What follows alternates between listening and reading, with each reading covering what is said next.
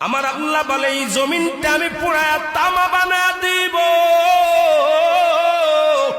এই জমিনের মধ্যে যত পানি আছে পানিগুলো আমি আল্লাহ পুরায়া ছাই বানায়া দিব। যেদিন কিচ্ছু বলতে কিচ্ছু থাকবে না,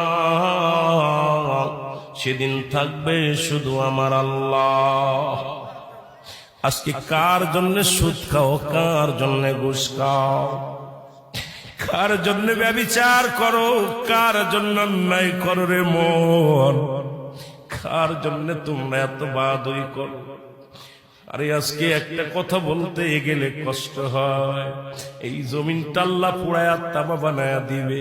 এই জমিনের মাটিগুলো পুড়ে হবে তামা।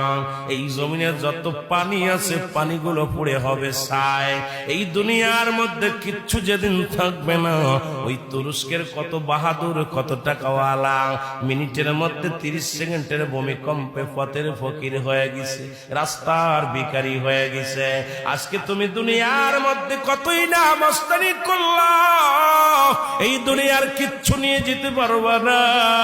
এই মুসলমান, 1 নাম্বার মানুষের মৃত্যু হলে 1 নাম্বার বিপদ হলো মানুষের মরণ, 2 নাম্বার বিপদ হলো কবর, 3 নাম্বার বিপদ হলো কিয়ামতের ময়দান। একবার কেন চিন্তা করো না রে মন, একবার 1 নাম্বার মরণ, 1 নাম্বার বিপদ হলো মানুষের মরণ। এই মরণের পেয়ালা পান করতে হবে, এর মধ্যে কোন সন্দেহ নাই। জোরে জোরে চিল্লায়া বলা যাবে না ঠিক কিনা?